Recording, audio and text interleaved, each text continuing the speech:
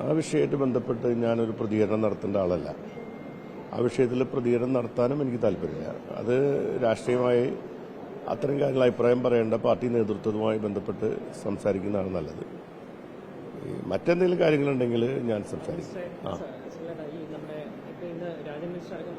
പൂരത്തിന്റെ ഇഷ്യൂ സമയത്ത് അവിടെ പൂരപ്പറമ്പിൽ ഒരു ആക്രമിക്കാനൊരു ഉദ്ദേശം ഉണ്ടായിരുന്നു, അങ്ങനെ ഒരു നീക്കം ഉണ്ടായിരുന്നു, അതിനെക്കുറിച്ചുള്ള അല്ല, ആക്രമിക്കാൻ എന്നല്ല പറഞ്ഞിരിക്കുന്നത്.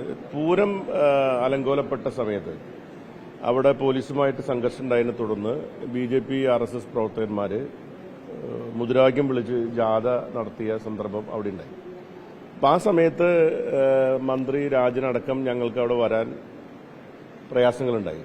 അപ്പോൾ പോലീസ് അടക്കമുള്ള ആളുകൾ മന്ത്രിക്ക് നൽകിയ ഡയറക്ഷൻ അല്ലെങ്കിൽ അവരോട് നിർദ്ദേശിച്ചത് ഇപ്പോൾ അവിടേക്ക് നേരിട്ട് വന്നാൽ അവിടെ സംഘർഷം അല്ലെങ്കിൽ പ്രതിഷേധം ഉണ്ടാവാനുള്ള സാധ്യതയുണ്ട്, അതുകൊണ്ട് അങ്ങോട്ടേക്ക് വരേണ്ടതില്ല എന്ന് പോലീസും കലക്ടറും ഈ കാര്യങ്ങൾ കൈകാര്യം ചെയ്യാം എന്ന് അദ്ദേഹത്തോട് ഉറപ്പ് കൊടുത്തിരുന്നു. ഇത് പറയാൻ കാരണം എന്താണെന്ന് വെച്ചാൽ, ഈ സംഭവം നടക്കുമ്പോൾ മന്ത്രി രാജനും അവിടുത്തെ സ്ഥാനാർത്ഥിയായ ഞാനൊന്നും അവിടേക്ക് വന്നില്ല, BJPയുടെ സ്ഥാനാർത്ഥി മാത്രമേ എത്തിയുള്ളൂ എന്ന ഒരു പ്രചരണം വ്യാജമായി ആ കാലഘട്ടത്തിൽ നടത്തിയിരുന്നു. സത്യത്തിൽ ഞങ്ങൾ അവിടെ ഉണ്ടായിരുന്നു. അവിടെ നടക്കുമ്പോൾ അവിടെ പിന്നെ ചർച്ചയ്ക്ക് വേണ്ടി കലക്ടറും അതുപോലെ പിന്നെ പോലീസും ദേവസ്വം പ്രസിഡന്റും ഇവരെ വിളിച്ചു വരുമ്പോൾ RSSന്റെ ആളുകളും BJPക്കാരും പ്രകടനമായിട്ടാണ് ആ ശ്രീമൂലസ്ഥാനത്തേക്ക് കടന്നു വന്നത്. അവിടെ അകത്ത് ചർച്ച നടക്കുമ്പോൾ അവർ പുറത്ത് നാമജപ പരിപാടി നടത്തിയിരുന്നതും നമ്മളെല്ലാവരും കണ്ടതാണ്. മാത്രമല്ല, ആ ചർച്ചയിൽ വെച്ച് പൂരത്തിന്റെ കാര്യങ്ങളെല്ലാം ഏകദേശം തീരുമാനമായി കഴിഞ്ഞതിന് ശേഷം വീണ്ടും അവിടെ മീറ്റിംഗ് കൂടുമ്പോൾ ഇവർ മാത്രം എടുത്ത് തീരുമാനിച്ചാൽ പോരാ എന്ന് പറഞ്ഞുകൊണ്ട് അവിടെ പ്രശ്നം ഉണ്ടാക്കാൻ വേണ്ടി RSSന്റെയും BJPയുടെയും പ്രവർത്തകന്മാർ അവിടെ ഉണ്ടായിരുന്നു. അതിനുശേഷമാണ് പിന്നെ പൂരത്തിന്റെ തീരുമാനങ്ങൾ അനിശ്ചിതമായി മുന്നോട്ട് പോകാനിടയാക്കിയിട്ടുള്ളത്. ആ ഒരു സന്ദർഭത്തിലാണ്. അപ്പോൾ ഞാനിവിടെ പറയാൻ ശ്രമിച്ചാൽ ഞാൻ പറയാൻ ഉദ്ദേശിച്ചൊരു കാര്യം, ഈ പൂരത്തിന്റെ എല്ലാ ഘട്ടങ്ങളും ഞങ്ങളവിടെ ഉണ്ടായിരുന്നു. പക്ഷേ ഞങ്ങൾ പരമാവധി പൂരം ഭംഗിയായി നടത്താൻ ശ്രമിച്ചവരാണ്.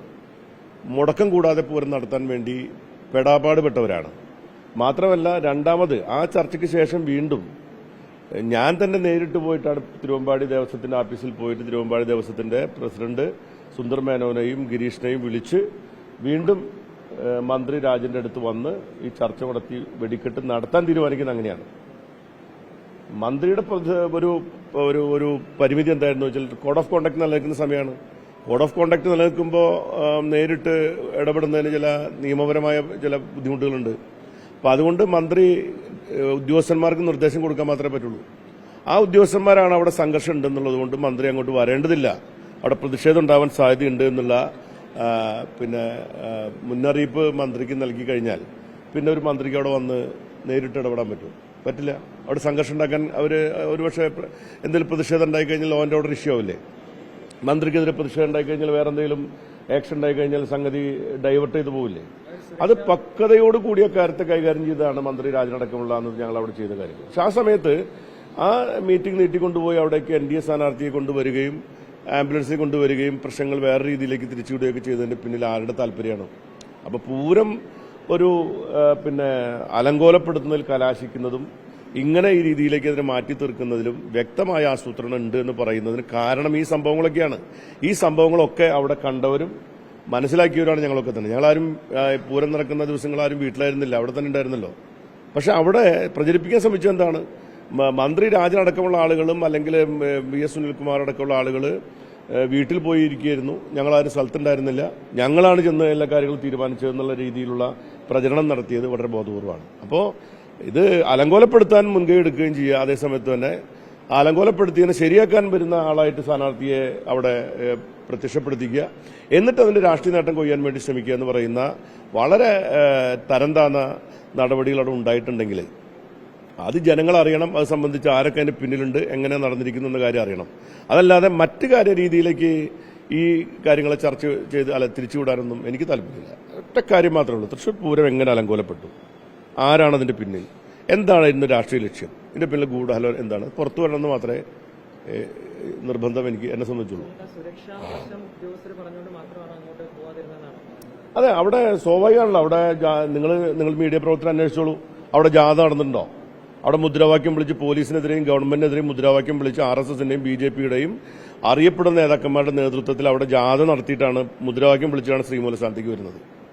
ഏത് 2:30-2:00 ശേഷമായിരിക്കും സംഭവം ഉണ്ടാവുന്നത്. അവിടെ അകത്തി അർച്ചടക്കം പുറത്ത് അവിടെ നാമജപ പരിപാടി നടത്തിയതും അവിടുത്തെ ആൾക്കാർ കണ്ടിട്ടുള്ളതല്ലേ. അവിടേക്ക് മന്ത്രി അവിടേക്ക് വരിക എന്ന് പറഞ്ഞാൽ ഉണ്ടാകുമ്പോൾ സംഘർഷം എന്തായിരിക്കും? അതും പ്രോട്ടോകോൾ അനുസരിച്ച് ലോ ആൻഡ് ഓർഡർ അല്ല, അവിടെ ഈ ഒരു ഇലക്ഷൻ ഈ പെരുമാറ്റച്ചട്ടം നിലനിൽക്കുന്ന സന്ദർഭത്തിൽ സാധാരണ മന്ത്രിക്ക് വരുന്നതിൽ ഒരുപാട് പരിമിതിയുണ്ട്. എന്നിട്ട് പോലും അവിടെ വരാതിരുന്ന ഈ കാരണത്താലാണ്. അത് ജനം അറിയണം എന്തുകൊണ്ട് മന്ത്രി അവിടെ വന്നില്ല എന്നുള്ള കാര്യം അറിയണ്ടേ.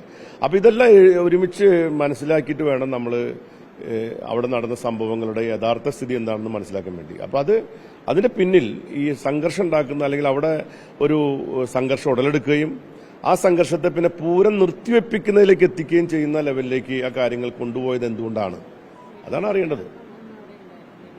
എനിക്ക് ADGP അവിടെ ഉണ്ടായിരുന്നോ എന്നുള്ളത് ഞാൻ പിന്നീടാണ് അറിയുന്നത്. ഞാൻ ADGPയുടെ സാന്നിധ്യം ഞാൻ എല്ലാവരോടും പറഞ്ഞിരുന്ന കാര്യമാണ്. ADGP just for a minute. Continue ചെയ്തോ and then few words about what is the purpose here. കേട്ടാ അതൊന്ന് പറഞ്ഞു. അപ്പോ അദ്ദേഹം അവിടെ ഉണ്ടായിരുന്നോ എന്നൊന്നും എനിക്കറിയില്ല. ആ സംഭവ സ്ഥലത്തുണ്ടായിരുന്നു എന്നുള്ള പിന്നീടാണ് ഞാൻ മനസ്സിലാക്കുന്നത്. ആ കാര്യങ്ങളൊക്കെ ഇപ്പൊ അന്വേഷിക്കുന്നുണ്ടല്ലോ. അന്വേഷിച്ചിട്ട് എന്താണ് അതിന്റെ കാര്യങ്ങൾ പുറത്തുവിടുന്നത്. എനിക്ക് അതിൽ അഭിപ്രായം പറയാൻ താല്പര്യമില്ല.